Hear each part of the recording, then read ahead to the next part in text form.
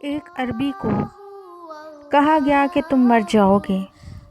اس نے کہا پھر کہاں جائیں گے؟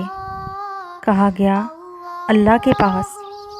عربی کہنے لگا آج تک جو خیر بھی پائی ہے اللہ کے یہاں سے پائی ہے، پھر اس سے ملاقات سے کیا ڈرنا؟ کس قدر بہترین حسن ظن ہے اپنے اللہ سے۔ ایک بزرگ سے پوچھا گیا کیا آپ کسی ایسے شخص کو جانتے ہیں جس کی دعا قبول کی جاتی ہے؟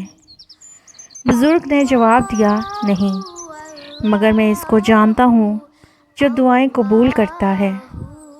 کیا ہی بہترین حسن ظن ہے۔ ابن عباس سے ایک بدو نے پوچھا کہ حساب کون لے گا؟ آپ نے فرمایا کہ اللہ۔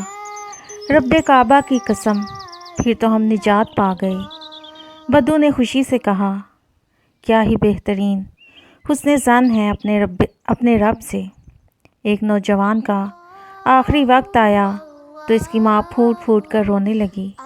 نوجوان نے ماں کا ہاتھ پکڑ کر سوال کیا کہ امی جان، اگر میرا حساب آپ کے حوالے کر دیا جائے تو آپ میرے ساتھ کیا کریں گی؟ ماں نے کہا میں تجھ پر رحم کرتے ہوئے معاف کر دوں گی۔ اماں جان، اللہ پاک آپ سے بڑھ کر رحیم ہے، اس کے پاس بھیجتے ہوئے یہ رونا کیسا؟ کیا ہی بہترین گمان ہے اپنے رب کے بارے میں۔ اللہ پاک نے حشر کی منظر کشی کرتے ہوئے فرمایا ہے اور اس دن آوازیں دب جائیں گی رحمان کے سامنے۔